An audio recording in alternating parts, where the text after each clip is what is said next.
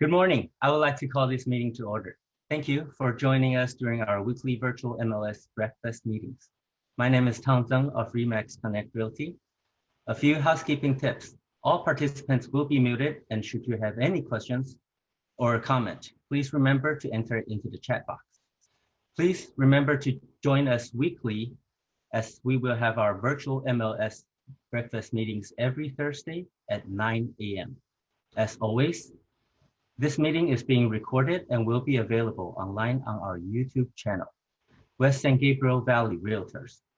Please remember to follow WSGVR social media on Facebook, Twitter, and Instagram.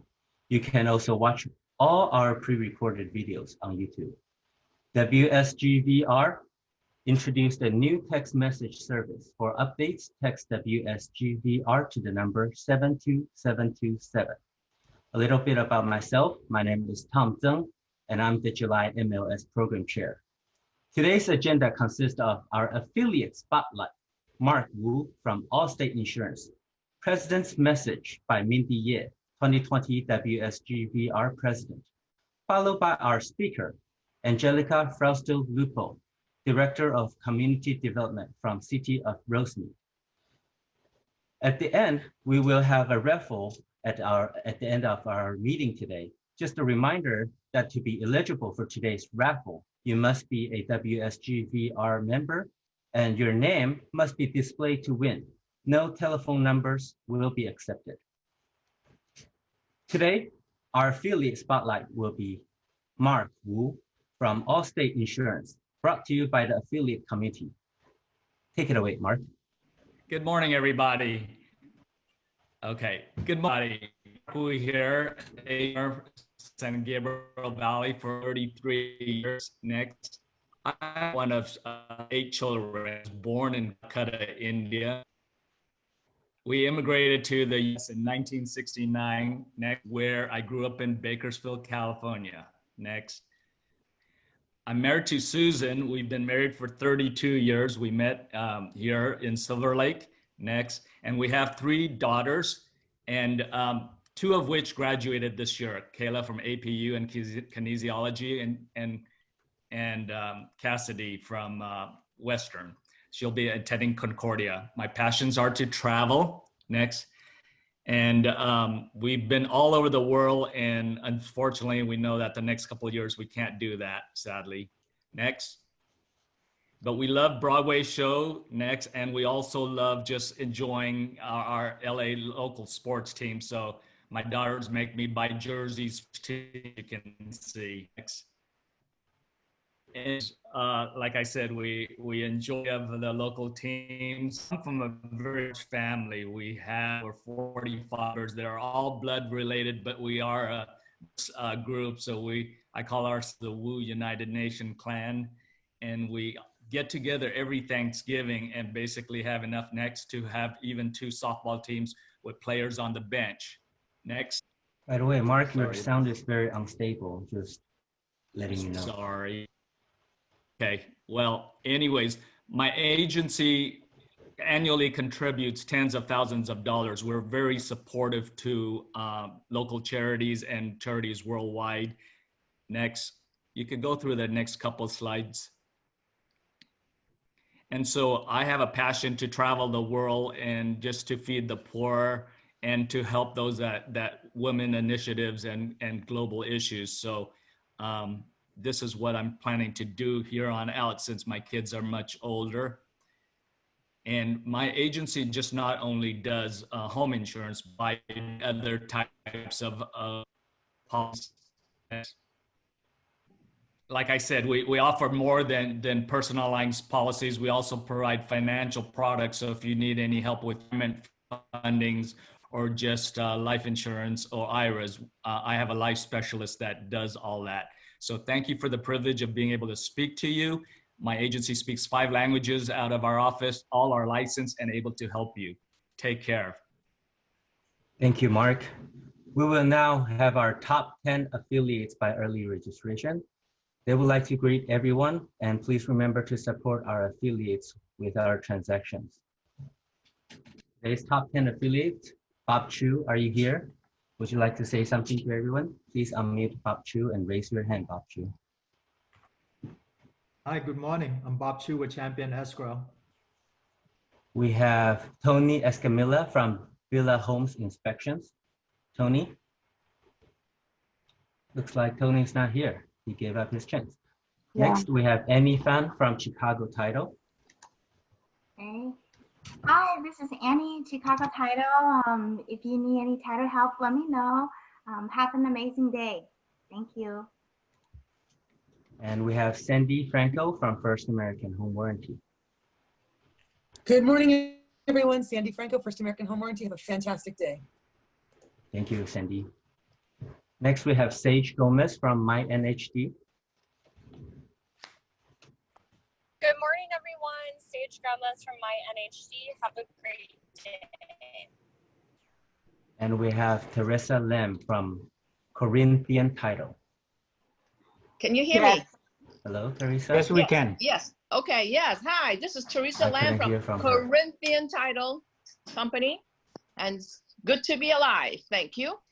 I couldn't hear anything from you. Sorry, Teresa. You have some sound issues. Oh, Next, we boy. have. Why do I have sound issue? Oh, now I can hear you. Go ahead. Oh, okay. Oh, And we have Mario Loria from CIT Bank. Then we have Joseph Nguyen from Pillar to Post Home Inspectors. Please unmute Joseph. Hi, everybody. My name is Joseph with Pillar of Post Home Inspectors. Wishing everybody stay safe and take care.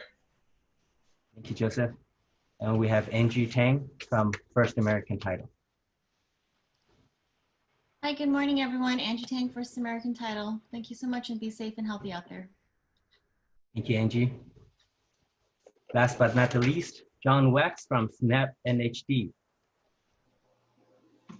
Good morning, everyone. John Wax from Snap NHD, Natural Hazard Disclosure for all your NHD needs. I'm here for you. Be safe and have a wonderful day. Thank you very much, John. Next, Mindy Ye will give her president's message. Good morning, WSGVR family and friends. I'm Mindy Ye, your 2020 president. Thank you for attending our weekly virtual MLS breakfast meeting, and we're grateful for your continued support as a valuable member of West San Gabriel Valley Realtors. I'd like to share a motivational quote to all of you. If you are authentic self, you have no competition. Sorry, I don't know who the author is, so I picked it up from Pinterest. I couldn't give credit. Like Kobe Bryant says, God rest his soul, an inspiration to millions, always compete with yourself. Hard work is different between being good and great. Something to keep an eye on to help our family and friends and clients per CAR, California Association of Realtors, that came out yesterday.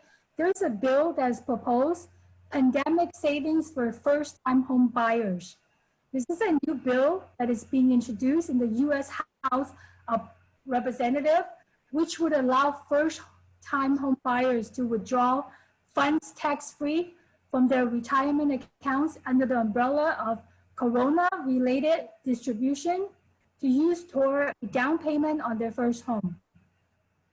Representative Sean Maloney from New York introduced this bill this week, a measure that the National Association of Realtors supports in helping first-time buyers achieve home ownership.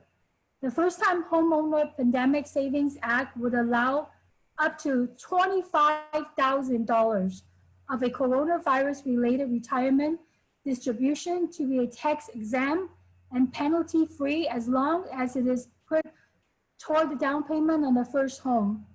The bill would modify a provision in the CARES Act that provides a penalty-free distribution for an eligible retirement plan or an IRA for up to $100,000 without having to pay an early withdrawal penalty. NAR is calling on members of the U.S. House of Representatives to co-sponsor the bill. While various barriers have stood in the ways of homeownership for younger generations, COVID-19 has pushed the American dreams further out of reach for countless families and individuals by no fault of their own. Per NAR President Vince Malt, the legislation would make a tremendous difference to those struggling to save for their down payment on their important first home. So keep an eye on that. Please join us next Thursday, July 13th at 9 a.m. We will have affiliate panels on home warranty and insurance company. Additional information will be available by the end of this weekend. At this time, it's my pleasure to introduce our speaker today. Angelica Frausto-Lupo has over 20 years of experience in local government with an extensive background in community development. Angelica has held positions with the cities of Whittier, Burbank, Pasadena, and Santa Ana. Most recently, Angelica served as the Economic Development Manager for the city of San Gabriel.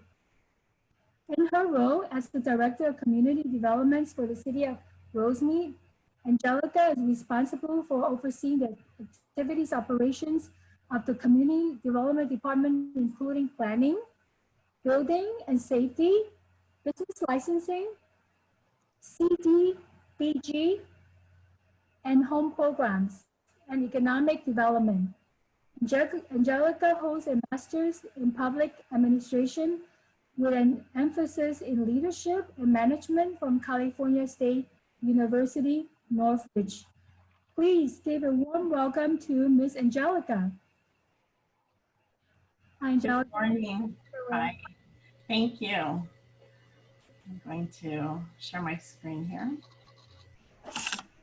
Thank you, Mindy. Thank you very much for the invitation to be here this morning and to speak to the group.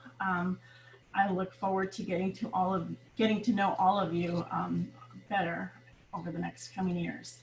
So as Mindy mentioned, I am the Director of Community Development, and she shared a little bit about my background already, so I won't bore you with more details. I did want to mention Lily Valenzuela is our Planning and Economic Development Manager. She's been with the city of Rosemead for 14 years. She is my right-hand person in the department. And if I'm not available to assist you, please do not hesitate to contact Lily. She's very, very knowledgeable and knows the city very well. So just real quick, I'll go through the agenda. We'll talk about economic development and COVID-19.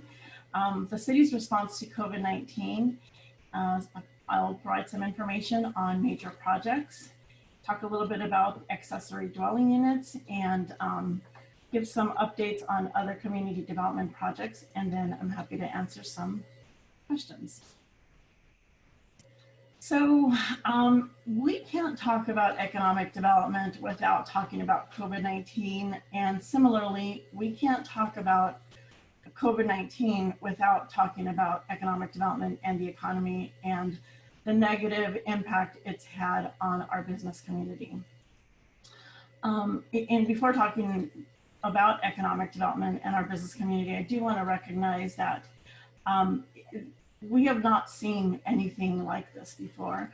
There's not been another situation in modern times that have impacted cities and local government the way that COVID-19 has impacted us. It's impacted the economy, it's impacted our regular programming, the parks, for example, parks and recreation, every aspect of local government is being impacted. It's not all bad. I mean, it's an opportunity for us to be creative, and I suppose that's the optimist in me. But I do want to share that the city of Rosemead has done a phenomenal job in really being responsive and informative and continuing to provide the services to the community. City Hall right now is currently closed, but really that's just for the protection not only of the employees, but to protect the community, the residents, and also to ensure that we're all doing our part. And while it was a tough decision, we did decide to close City Hall again.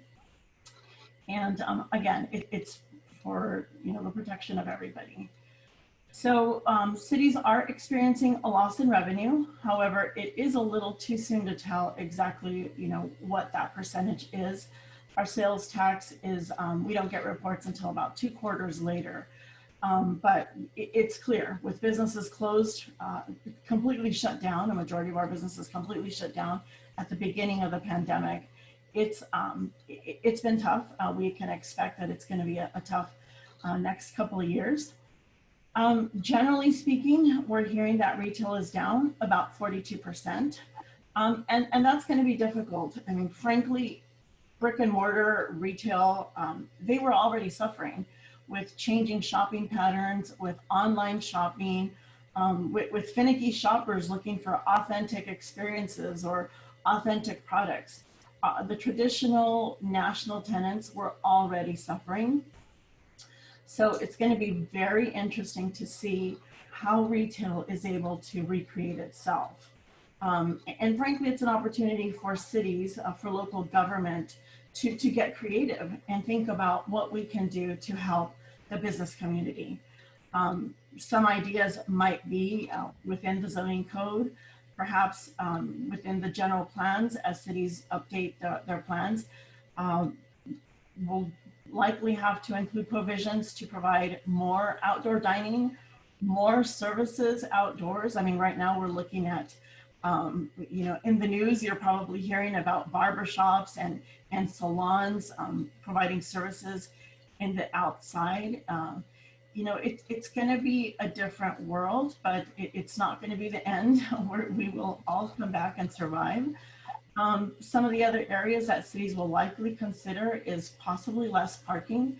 As we make provisions for more outdoor dining or more services outdoor, we'll probably have to require less parking, more open space so we can continue to allow businesses to social distance and social distance between tables if they're doing outdoor dining, for example. It's not going to be all bad, but it's definitely going to be different.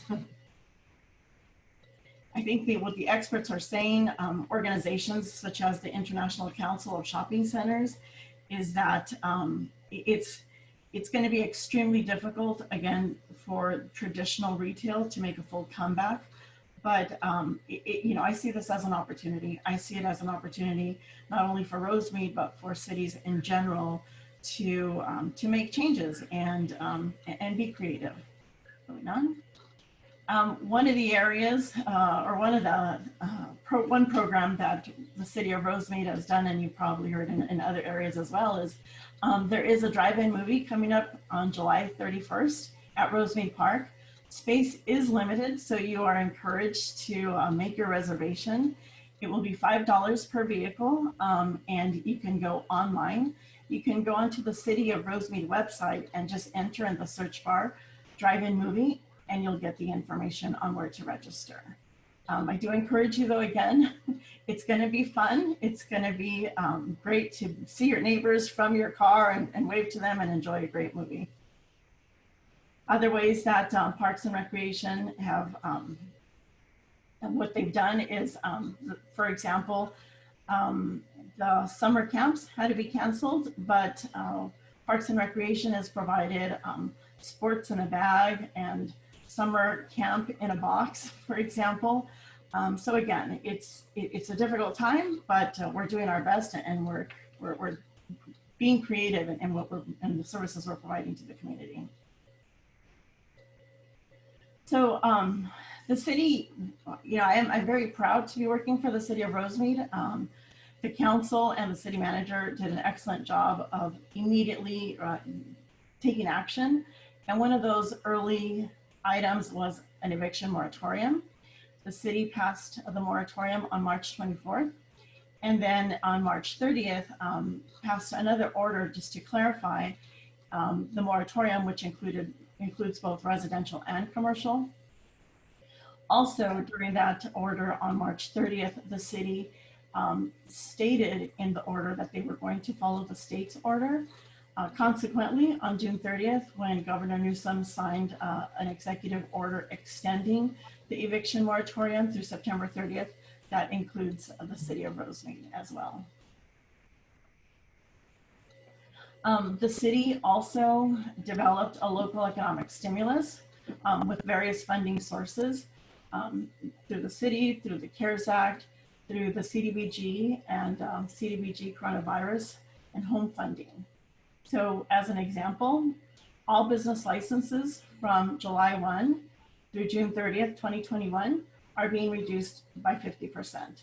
And that includes for new and renewals of business licenses. Again, it was important for the city to be creative, to help the business community, to help the community in general. And this is one way that, that the council chose to do so. We also have several programs. We have a small business assistance program. It's for commercial rent up to $10,000. And I'll talk a little bit more about that in a bit. We have food distribution programs, senior nutrition programs, utility assistance programs, and rental assistance programs. Additionally, the City Council dedicated funds for several capital improvement projects. Again, the council has been very proactive. They're thinking long-term, and just another example of how what they're doing to help the community. Just a quick mention on some of these programs. Participants must income qualify, and they have to show that they have been negatively affected by coronavirus. So a little more detail on the Small Business Assistance Program. It is for businesses with less than 5 employees, and businesses cannot use this funding if they have already received funding from another source that also paid for the commercial rent. So it would be okay for a business to utilize this program if they qualify. And for example, if they also receive funding through the SBA or the PPP program, so long as the funds that they've already received are not going towards commercial rent. Some of the eligibility requirements, they must have a physical location in the city of Rosemead. They must have been in operation prior to March 1st of 2020, have a business license, and have a verifiable loss of revenue due to COVID-19. And in addition, as I mentioned, have not received assistance for the same purpose. So you can receive other funding, but not if it paid for commercial rent. The application period will be open from August 8th to August 17th.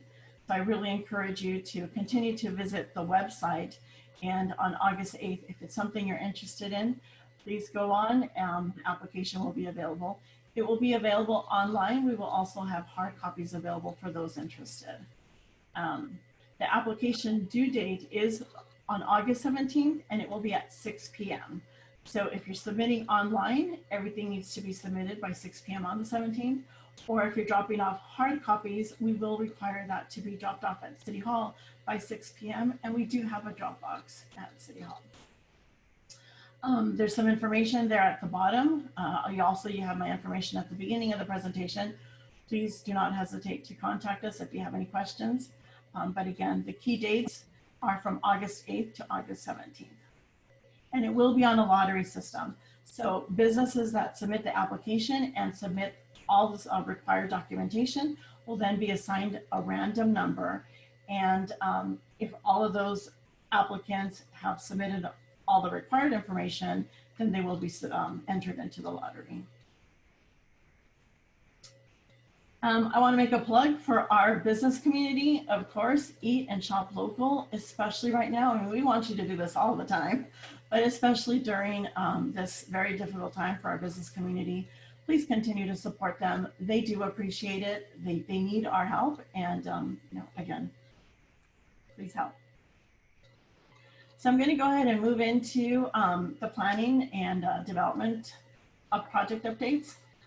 Just real quick, some of our key objectives in community development is to expand opportunities for concentrated commercial and industrial uses that contribute job and tax revenues to the city. We want to promote and encourage the highest and best use of underutilized properties. We encourage developments as a means of upgrading established uses and developing vacant parcels. And we want to entice and create convenience for our patrons to stop in the city and shop, not just drive through Rosemead, but actually stop and spend your money here. We'll start with the Garvey Avenue specific plan. It was adopted in 2018, and the city, again, even back in 2018, and the council actually directed staff to create a specific plan that was a little bit out of the norm. They were very creative in adopting the plan that already had 892 residential units entitled, basically, with 1.18 million square feet for commercial space. Basically, the plan is it's a tool for developers to make it easier to streamline the development process. If a developer comes in with an idea, a concept for a plan, if they meet the standards, they actually don't have to go through what can sometimes be a lengthy entitlement process. But if they submit architectural plans to building, it actually shortens the time for them. And again, the council's direction is come up with a plan that was easy for developers, easy for the development community to come and invest in the city. And we're proud of this plan. We think that it's going to change Garvey, and we really look forward to seeing it come to fruition.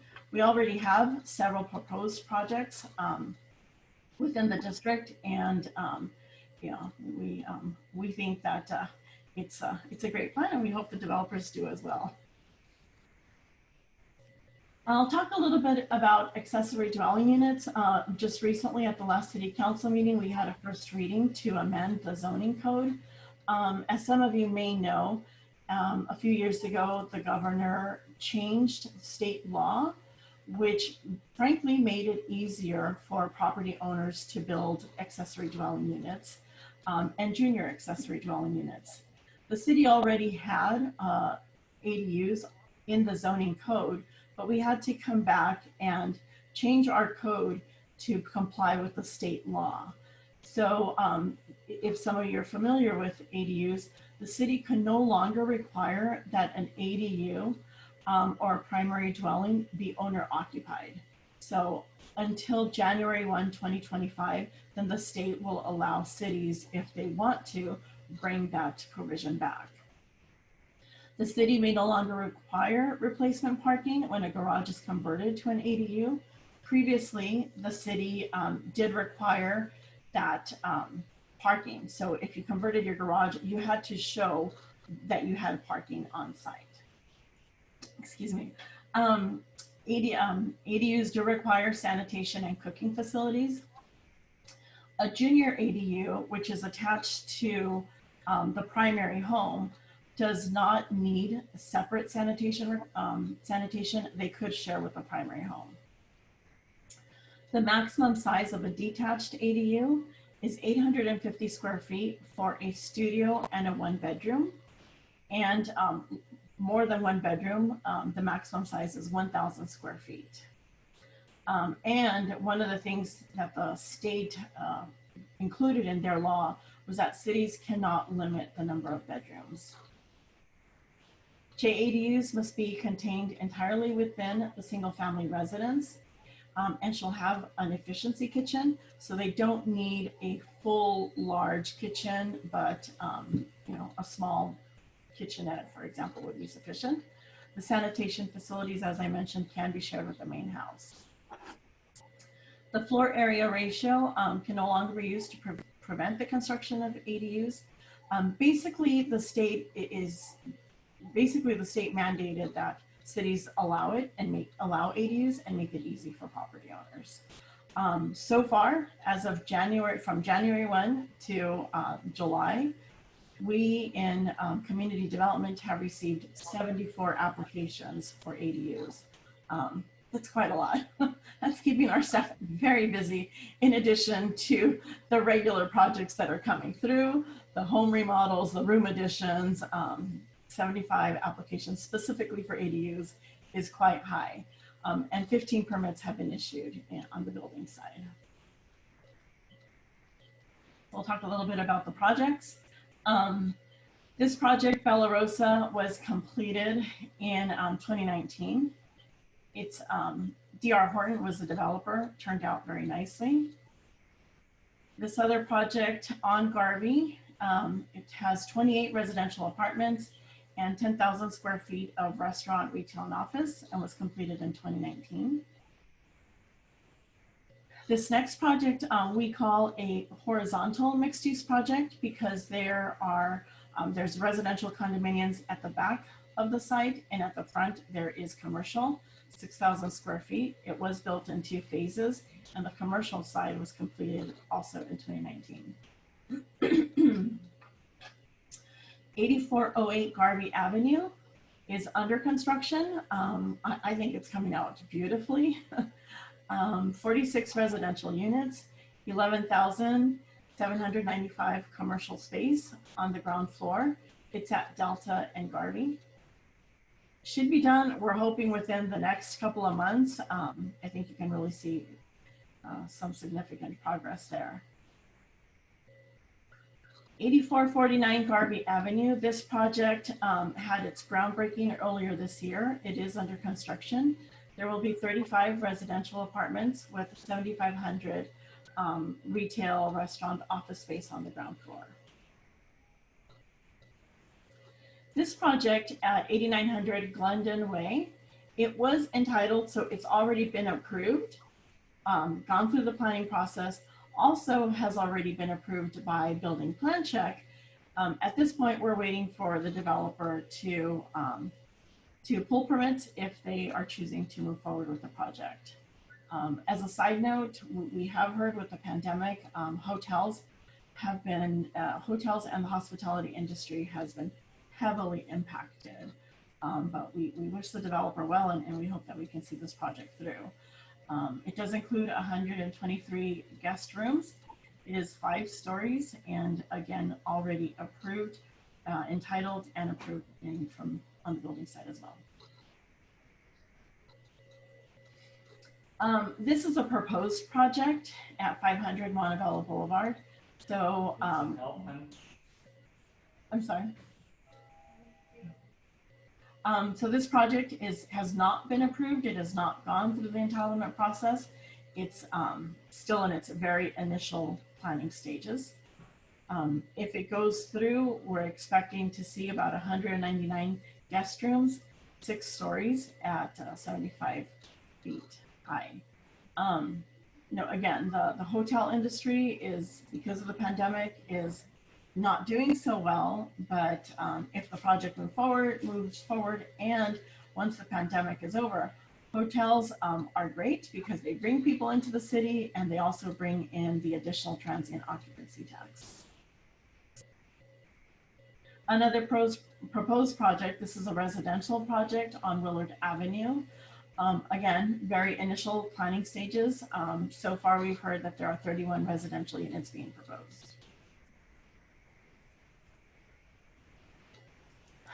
This is at Walnut Grove and Garvey. Again, proposed project. It is will include 42 residential condominiums with 17,000 commercial space, expected to be about 6 stories. And it does comply with the Garvey Avenue specific plan, for those of you that are wondering. Some other updates from the department. We do have the Commercial Facade Improvement Program. If you're not familiar with it, retail businesses can apply for a forgivable grant to help make improvements to the exterior of the business. Currently, we're in the process of studying the possibility of doing a freeway corridor mixed-use overlay zone. So more development along the major corridors near the freeway. We're working on a homeless development plan. I think right now over the last couple of years, the city of Rosemead has done a great job of responding to the homeless issue. But we do want to be proactive and stay on top of the issue, because some cities are just being tremendously affected by homelessness. I was just in downtown LA not too long ago, and if cities don't stay on top of it, it really can get out of hand very fast. And then finally, we have the housing element that will be required to do within the next year. So we've got a very small department. I have mentioned Lily, who's our planning manager. We have an associate planner and an assistant planner and 2 interns. Small team, but they do phenomenal work, and we're all very busy there. And at this point, I'm happy to take any questions. I have a question from Annie Fan. She's asking if we can get the presentation slide by any chance. Sure, yeah, I can forward this. I'll forward it to Belen. Okay. And if you have a demand for the slide, please email Belen from the association. We have another question from Crystal Young about new ADU requirement. 450 square feet garage can only build into a 1-bedroom or a studio.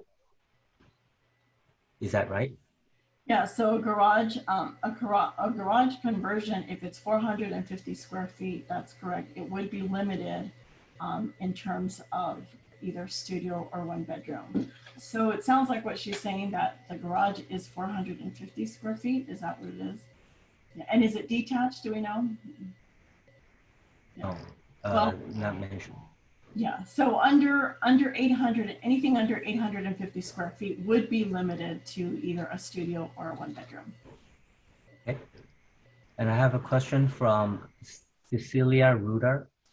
Congratulations on allowing 3+ stories. How many total units have you added to the rental market through these projects? Good question. I didn't do the math. But, I know that's a hard one. You know, we're trying our best. The state's requirements, the RENA requirements are frankly, yeah, I'm not sure how to say this nicely, but the demand is very high for cities to continue to create new housing. We are trying to be creative by allowing the mixed-use projects, by looking at the freeway corridor, overlay. We continue to look at this and figure out how we can try to meet those numbers. But honestly, it's hard to tell what the future is going to look like, and the state continues to make demands that in a built-out city like Rosemead, we're doing what we can. Regarding the earlier questions, she further added, yes, it was attached garage. Okay, so yeah, I think that the answer to that is that if it's under 850 square feet, then it would be limited to either a studio or a 1-bedroom.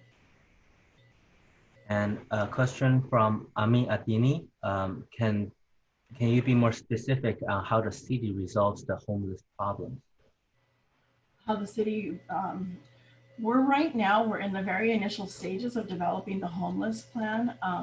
And frankly, one of the reasons why it was important for the city of Rosemead to develop a plan is that the state and the county continues to release funds to help the homeless situation, but without a plan in place, we can't access those funds. So funds are being funneled through the San Gabriel Valley Council of Governments.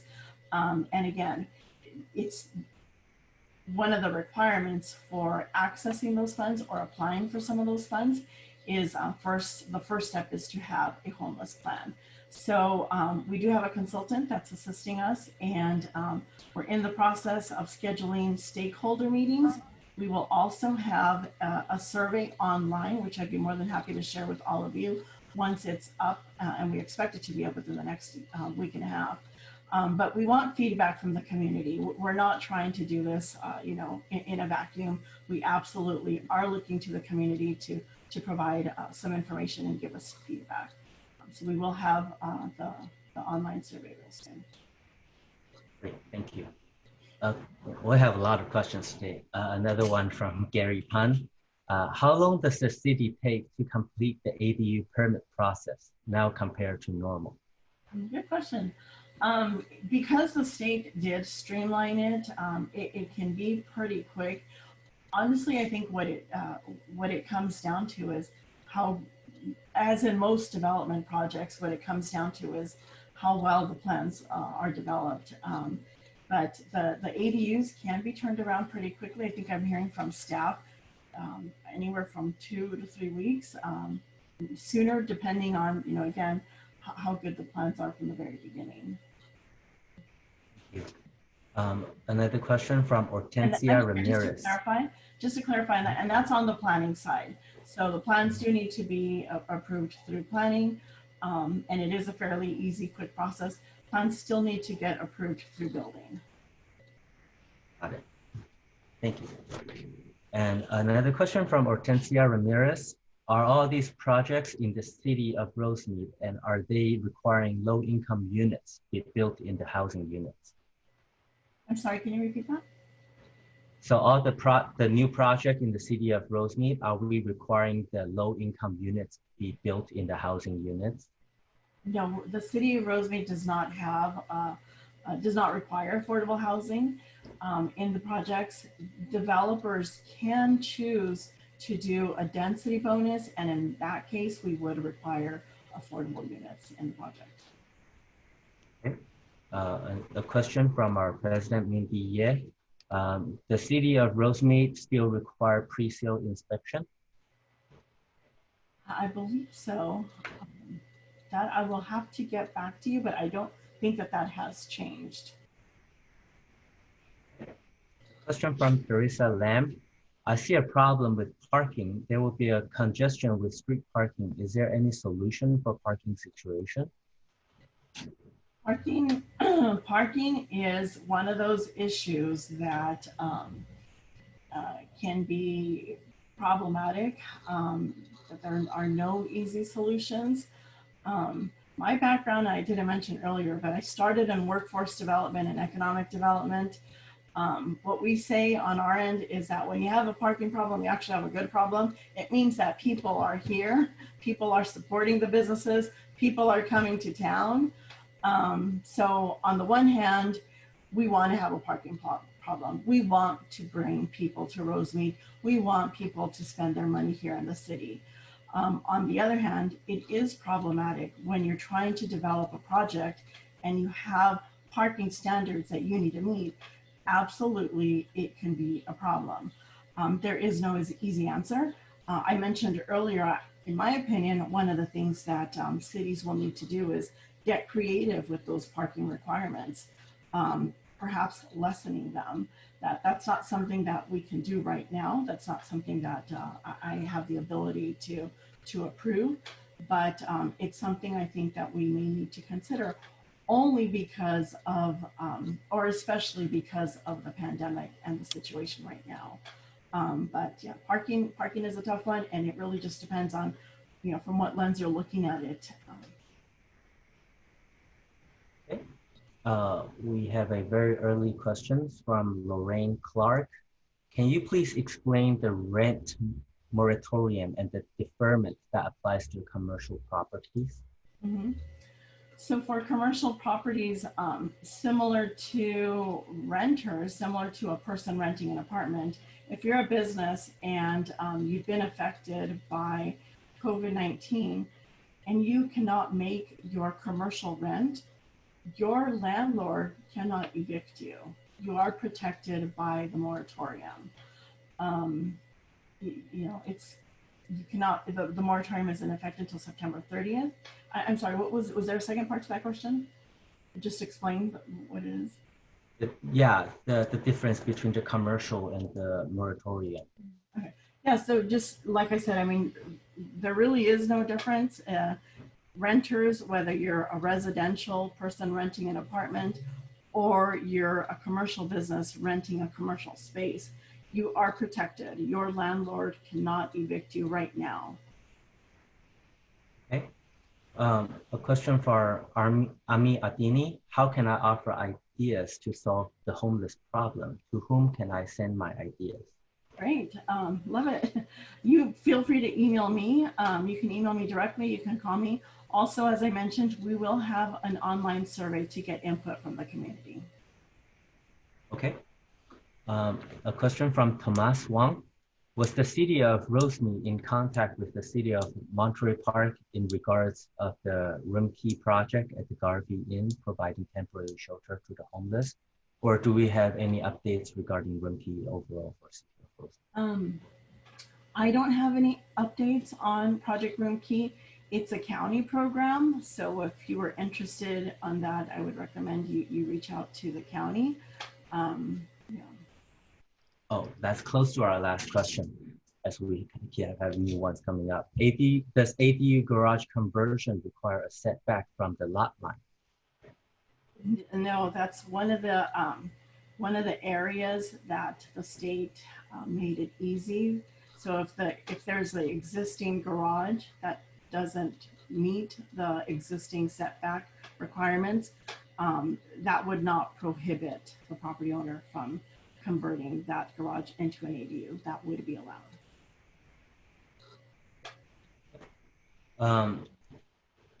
Ami Atini is asking if you can provide your email address. Sure. It's a Frausto-Lupo, and maybe I'll move the slides up to my contact information. It's a Frausto-Lupo at cityofrosemead.org, and that is also my office number there. And a question from Gary Pan. How long does it usually take for building department to complete the ADU permit check? That I'm not heard from the staff on what the turnaround time is. Yeah, I'm sorry, I don't have information on that. I can look into that if someone would like to email me. Okay, and we have Valine's slide ready to share, so we can please stop sharing on the slideshow. Thank you. And Valine, President Mindy would like to thank Angelica. Thank you, Tom. Thank you, Angelica, for your time and your very informative presentation.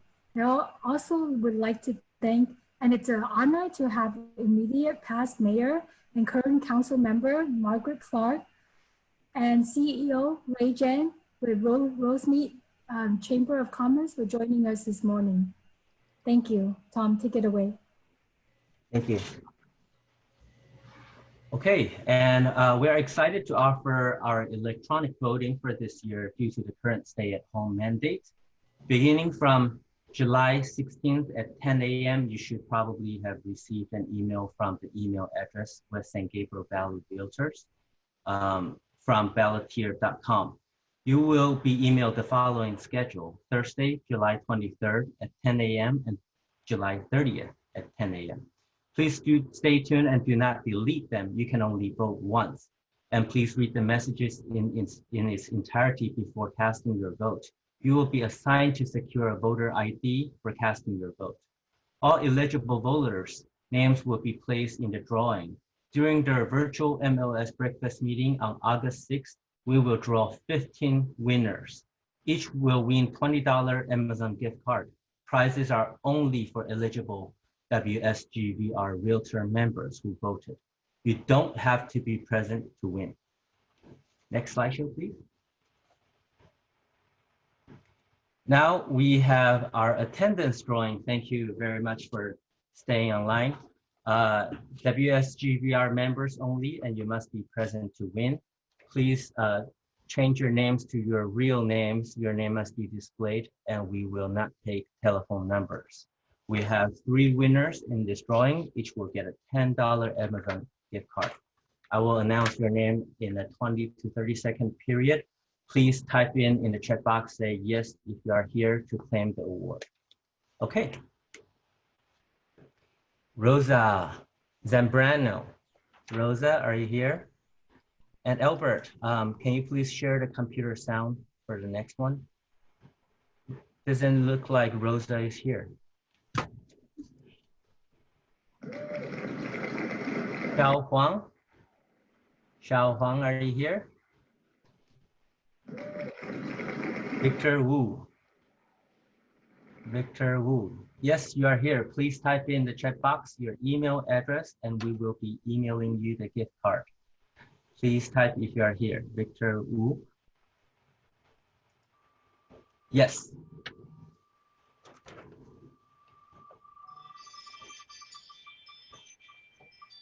Congratulations, Victor. Next, we have Jacob Xu. Are you here? Jacob.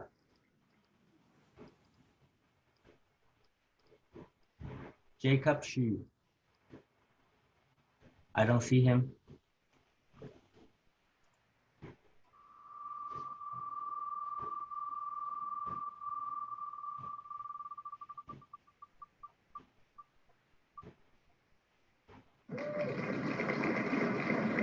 Dorothy Tan. Dorothy Tan, are you here?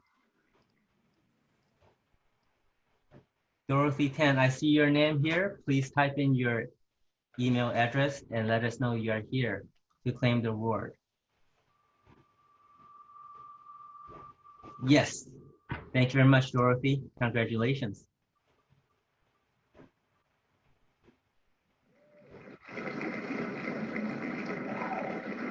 Maria Piedra? Maria, are you here?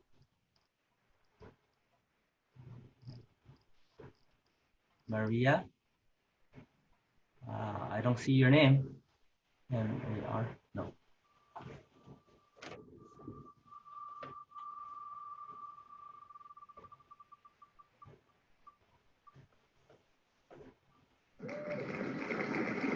Tracy Chen.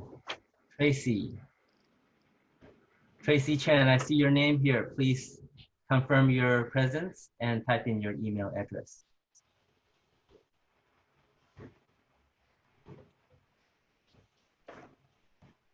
Tracy?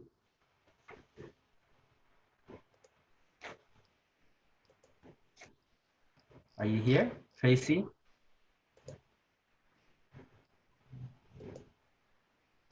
Okay,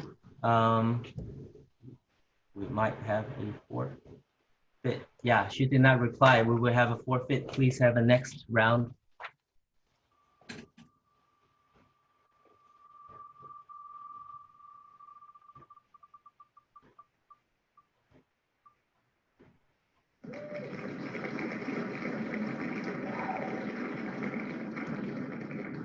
Maggie Jehanian.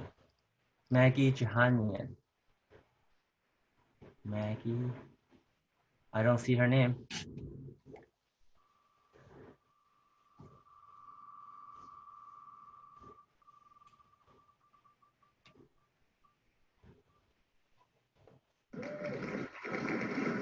Valerie Lim. Valerie, you are not here. Next.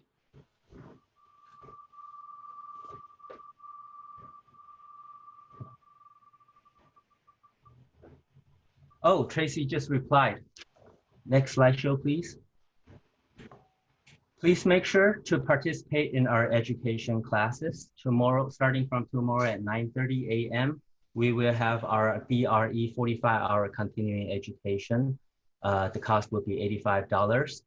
And tomorrow at 5 p.m. to 6 p.m., we will also have a global real estate market trend series presented to you by the Global Business Council Committee about COVID-19 impact on real estate market in Taiwan. This is our newest series presented by the Global Committee, where we would like to present to you a library of global real estate market. We can discuss about the culture, the real estate, the trend throughout different countries in the global, and we will be building a library over time. So please, everybody, welcome to come. And if you have any questions, go ahead and support our event here. And then we will have a virtual seminar. Oh, I'm not done reading the questions yet. But the virtual seminar in Practical Feng Shui for Realtor 2020 on Tuesday, July 28th, 10 a.m. to 11:30 a.m. It will be free. And then we will be training on the Matrix Realist Text 2.0 on Wednesday, July 29th from 9 to 10. Now, next slide, please. Oh, that's it. Thank you everyone for joining our meeting today. We hope to see you again next week when we welcome a home warranty and insurance affiliate panel with David Tran from Home Guard Home Warranty, Sandy Franco from First American Home Warranty, Mark Wu from Allstate Insurance, and Hong Chang from Hong Chang Insurance. Please support our affiliate with your transactions. Please stay safe and remember to maintain social distance during the pandemic. I am Tom Zeng, your July program MLS chair. This meeting is now adjourned. Thank you very much. See you next week.